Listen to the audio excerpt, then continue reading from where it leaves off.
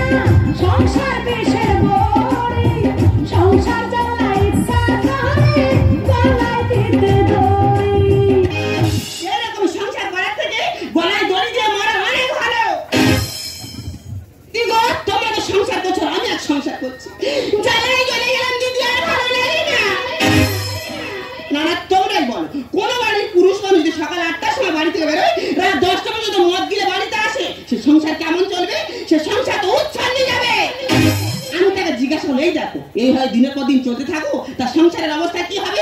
সে আমার উত্তর দিল, কেন রে সংসার হাওয়া চলবে?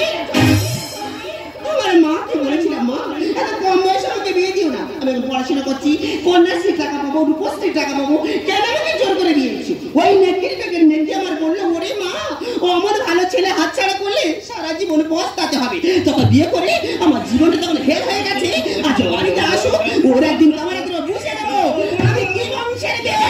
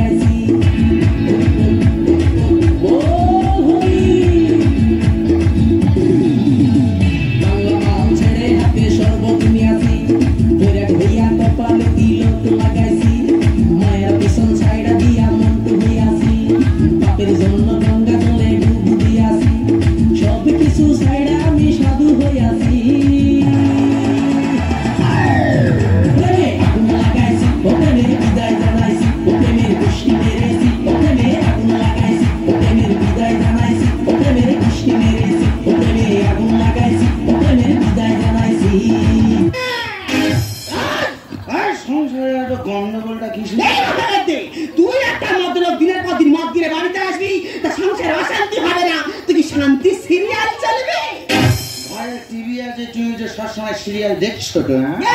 আজ 5 মাস হয়ে গেল টিভি টাকা মারিসনি, টিভিটা কিভাবে চলবে? হুঁশ আছে?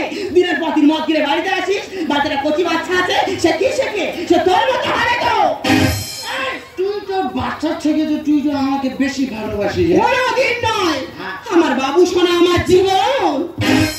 তোর বাবু সোনা যদি তোর জীবন হবে, তুই যদি না তোর বাবু সোনার থেকে আমাকে বেশি ভালোবাসবি, তাহলে তোর বাবু সোনাকে পাশে বাড়ি বৌদি কাছে রেখে তুই যেখানে খুশি সেখানে চলে যাস।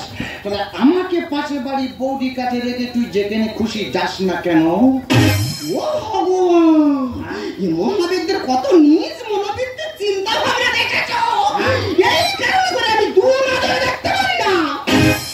আমার জন্য যা দুটো চোখে ভালোবাসা নি, তার দুটো চোখে জয় বাংলা হবে। কি হয়েছে? আমার চোখে জয় বাংলা তোর একদিন কেন ব্যবস্থা দেখেছো? গোলা ওকে মদ গিলে কালো মুরগি সারা ডিম পারতে পারে, কিন্তু সাদা মুরগি কখনো কালো ডিম পারতে পারে? পারে না। ঠিক তেমন বাঙালিরা বাংলাতে ইংরাজি বলতে পারে, কিন্তু ইংরেজরা মদকে কখনো বাংলা কথা বলতে পারে না। দেখেছো? মহাবেদে যাতে মাথা ধরে কি হবে, তাহলে ঠিক আছে। আমরা বাঙালি, আমাদের ঘাড়ে লেগে গেলে আমরা ডাক্তারের কাছে যাই না, বালি রোদে দিলে ঘাড়ে লাগা ঠিক হয়ে যায়। বাঙালি নিয়ে গর্ব করছো। আচ্ছা বলো তো নাকি নিউটন মশালের আলোয় পড়াশোনা করেছে, বিদ্যাসাগর রাস্তায় গ্যাসের আলোয় পড়াশোনা করেছে, তা তুমি কোন আলোয় পড়াশোনা করেছো হে শুনি? আমি কোন আলোয় পড়েছি তোর জানার দরকার নেই। তুই আগে বল, ওরা যে মশালের আলোয় পড়েছে, কে রাস্তার আলোয় পড়েছে, ওরা দিনের আলোতে কি করেছে? আর ওরা রাত্রে বেলা পড়াশোনা করতে তুই মেয়ে লোক কেন যেতিস বল?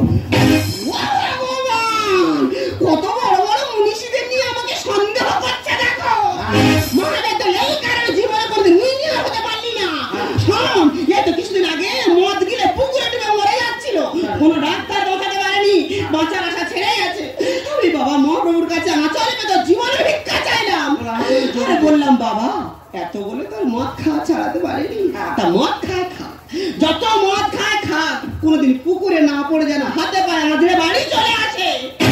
আর বিনিময়ে প্রতি বছর মৎসবের সময় যত মুড়ি লাগবে এই অধম বৃদ্ধি করবে।